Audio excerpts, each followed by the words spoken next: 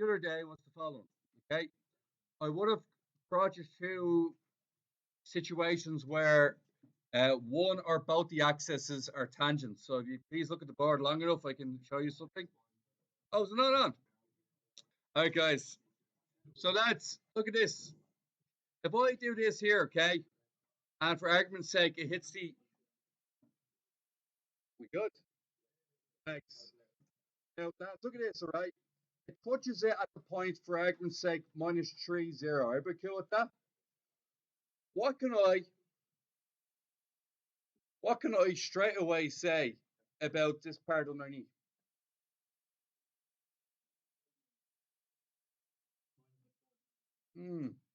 Huh? If that is minus 3, 0, then the x value would have to be minus 3 because it's directly underneath. So what that do is it gives us access to the minus g value straight away, won't it? Because the f value, the center circle is minus g minus f. Does that make sense? We all on board with that so far? Likewise, if I was to move this circle up here, okay, and I was to move the circle so it hits the y-axis, okay? So I'm moving my circle just so it hits the y-axis. And for argument's sake, I make that this point here is, for argument's sake, 0 minus 4. What does that mean about the center of the circle over here then? The y part is minus 4, and as you said, minus g minus f. Minus g minus f is the center of the circle. So we straight away know that minus f equals minus 4. Do you get that? Right, awesome. And then finally, the last scenario where both, we did this yesterday in detail. What happens when both axes are tangents? For argument's sake, yeah, so for argument's sake, that would be minus 2, 0, and this one would be 0 minus 2. They have to be the same size roughly, don't they? So that'd be minus 2 and minus 2. And we have the GF value straight away. Now on the left-hand side. So what can I say straight away from this diagram? What can I pull out straight away from this? So this is 0 and minus 2. And what I can say is that the center of this circle is minus g minus f. But I do know that the minus f value will have to be what? Minus 2, because it's 2 below the axis. Is that okay with you guys? All right. Because it has to be level, doesn't it? Okay. Now that I have that nailed down, okay, what we're going to do next is we're going to say that we're going to put in our value here. Now, what can I say? What did I say about the f value again? Minus f is minus 2, and that means the f equals 2. Everybody kill f being equal to 2? Awesome. All right, so here's what we're going to do next. We're going to sub that in here. What can I change that to now? I change that to 4y, okay? I just subbed in f equals 2. So the next piece of information we know is that we know that this point, 0 minus 2, is on this circle. So what can I do with the x and the y value? Replace x with 0 and y with minus 2. And I'm going to do that now. 0 squared plus, please use the brackets. The amount of you guys that put that as minus 4 instead of plus 4. It's a bit criminal, okay? And then after that, 2gx is going to be 2g. And what's the x value? 0. Plus 4y. So what's that? 4 times y. What's y? Minus 2. Plus c equals 0. I'm going to get 4 minus 8 plus c is equal to 0. I'm going to move it all over one side, and I'm going to get c equals 4. Is that right? All right. To be fair to you, tricky enough, right? Tricky enough. But next thing, we come in here, okay? I'm going to draw myself a diagram, okay? So what exactly does it say? The circle S lies in the third quadrant. Which one's the third quadrant again? Okay, bottom left. Okay, and so it goes here, doesn't it? Okay, and what do we know? What do we know about the length of that blue line here? What do we know about the length of that blue line? It's 4 root 3. Everybody happy that the blue line's 4 root 3? Okay, awesome. Now, I think we're using the same values that we just used a second ago, wasn't it? It's the same circle, right? So look at this, guys. Would everybody agree we're still on minus g and minus 2? Time you looking? You're still on minus g minus 2, aren't we? Now, how far is it from here to here? The dotted red line. Can anybody tell me how far is it from here to here? What's the y value at this point here? 0. So how high did I go up? 2. Awesome. What's that rule when you draw a perpendicular to a chord? So that'd be 90 degrees, won't it? What type of triangle is that? Yes, it is. Okay, cool. It's a right angle triangle. And because it's perpendicular, it cuts the chord in half. So could anybody tell me what would be the length of this little green line here? 2 root 3, exactly. Now what do we have access to now? We have access to Pythagoras' theorem. Okay, so radius squared equals, what's it? 2 root 3 squared and 2 squared. 16. And radius is 4. Okay, that's great. Radius is 4. Happy days. Do I know the center of the circle yet? What letter am I missing? G. I know the radius though.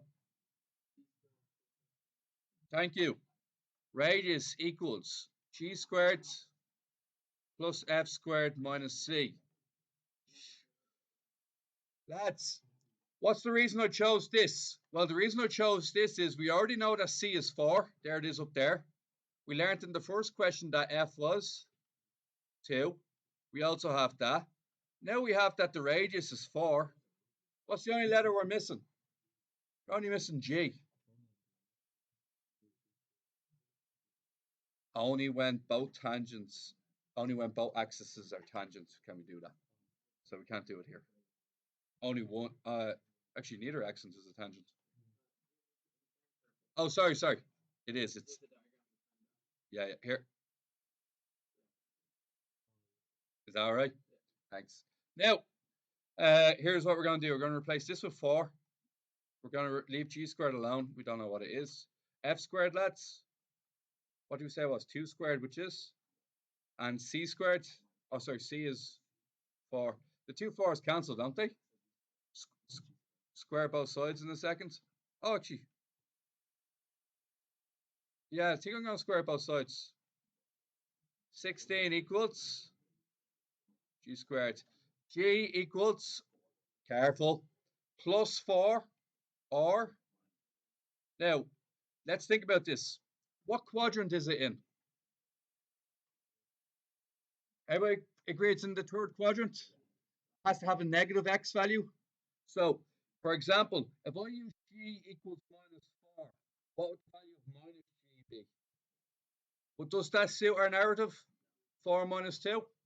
No. Why doesn't it suit our narrative?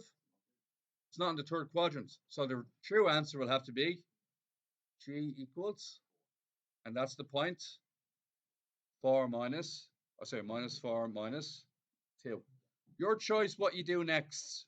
You can do HK method or GF method. It's your choice. I think we might go GF method just because I have everything already. Okay, let's start off. What's our G value again? G value is 4. So what does that mean then? AX. Our F value? 2. So what does that mean? 4y. And our C value? 4. We all good with that? Yeah. Right. Okay. Next question. Find 2 tangents from the origin to S. Okay, no bother. If I draw this diagram again really quickly. Here we go. So they agree it's somewhere over here and it's level with minus 2. Not like that, but more like this. Everybody cool with that?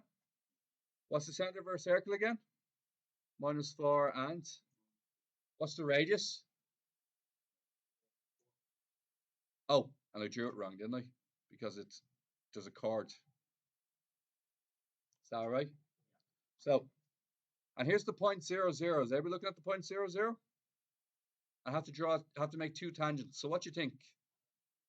All right, I'm just going to draw two tangents. Green tangent hits it once. Green tangent has a positive or negative slope. Red tangent, something like that. Actually, red tangent is straight. How do I know it's straight down?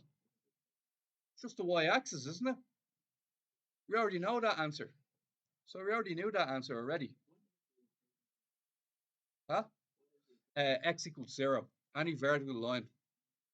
So if it goes through the point 1, or if it goes through the point 2, that's the line x equals 2. If it goes through the line x equals 4, it's 4 blocks out.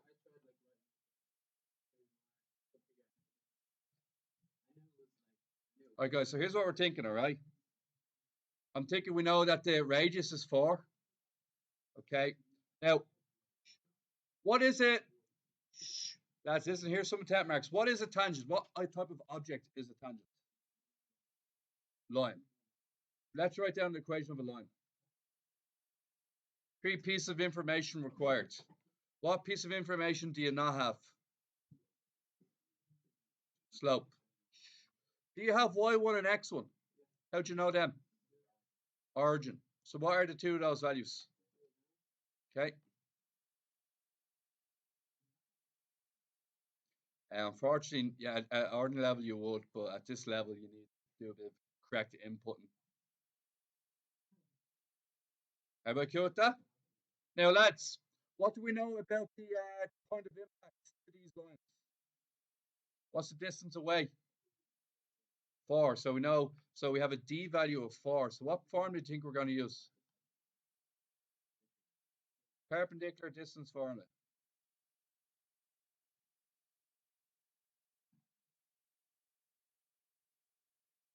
We all cool with that? Okay, let's try it out. All right, d value is 4. And what's the a value? No. A value is minus m. B value? 1y. C value? 0. Yeah. X1 value? 0. Y1 value? 0. This is actually going to come out quite easy, isn't it? You're 0. You're 0. And hell, you're 0 as well. They're all zeros. And then what about the bottom? Nope. Minus m squared plus 1 squared. Right. 4 equals 0 divided by square both sides.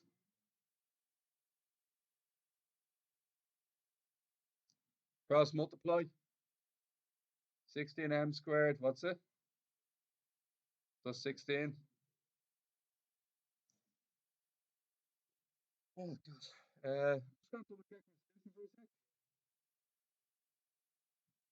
Where is the question 4? Oh. No. I made a mistake. Made a mistake.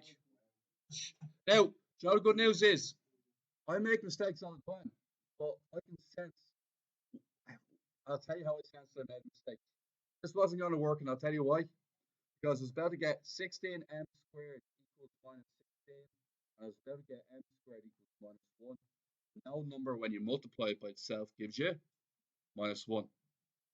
So what happened was I sensed an error, and I was going, okay, what did I do wrong? And then I realized x1 and y1 are not 0, 0. They actually are minus 4 and minus 2. All right. Believe it or not, I made the same mistake when I was doing my solutions out, and I didn't learn nothing.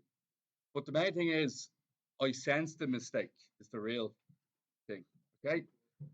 Most important thing. You will make mistakes. Sensing that you made a mistake is the issue. All right, guys. So let's try this again. What's our a value again? Minus m. What's our x1 value? Minus 4. What's our b value? 1. And our y1 value? And our c value? 0. Right, now good news for me, I can sort of reuse the parts I did earlier.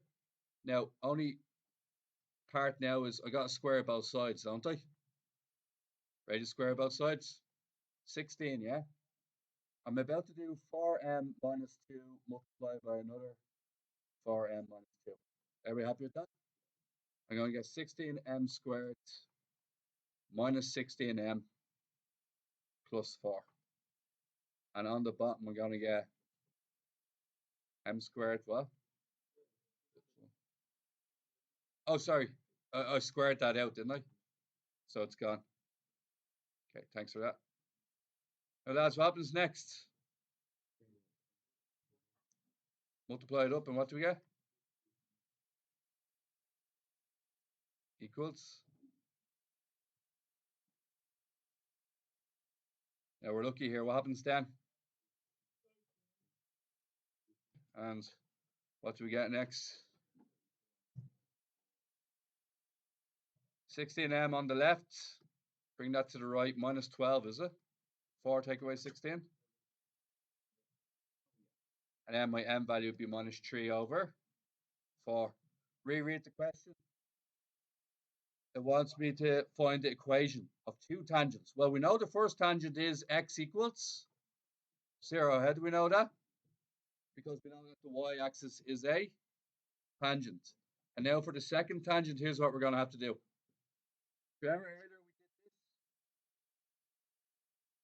And what value did we not know again?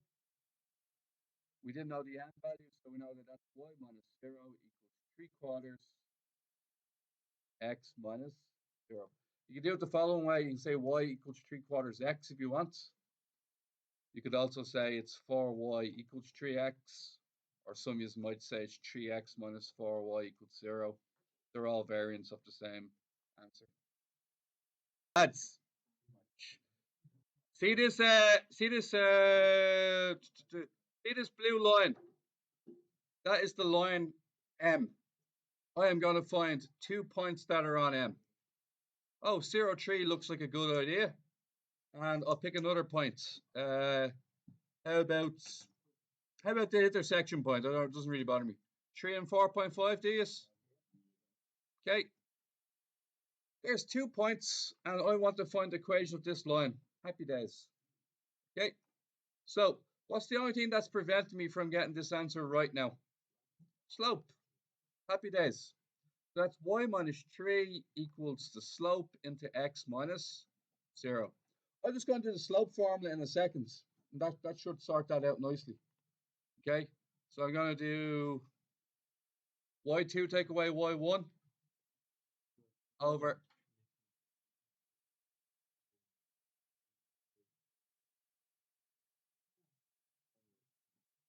No.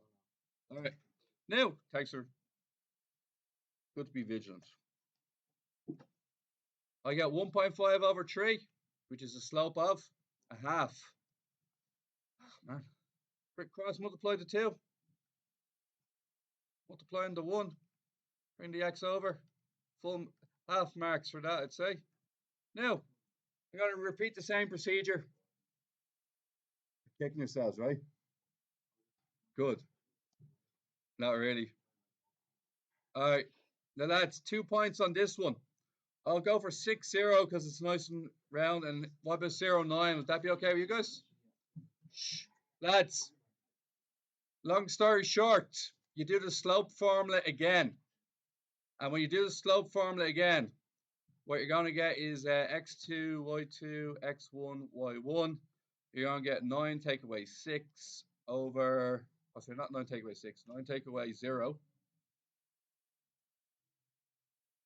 over 0 take away 6 minus 3 over 2 for the slope. I'm going to do the slope formula again. So I'm going to do the equation of line formula again. And I'm going to make this my x1, y1. Y minus 0 into minus 3 over 2. X minus 6. 2y equals minus 3x plus 18. Bring the 3x and the 18 out the other side. 3x plus 2y minus 18 equals 0. I will have 10 out of 10 for that. Thank you very much. Find the area of the region bound by M and K, the x-axis and the y-axis. Absolutely no bother whatsoever. Here's what we're going to do. Going to rub this all out for a second. Lads, you listening up? Okay, so here's what we're going to do. And this was, to be fair to you, this was the best answered question. A lot of 10 out of 10s here. Good that people listened. Now, here we go, guys. Going to split it in half into two triangles. Everybody cool with that? So, two triangles are, we're going to get this area of this red triangle, and then we're going to get the area of this blue triangle, and then we're going to add them both together. Okay, good news. We have 0, 0. So what does that mean? Exactly. And we're going to use this formula here, and we haven't got enough time, so we're going to tune in tomorrow.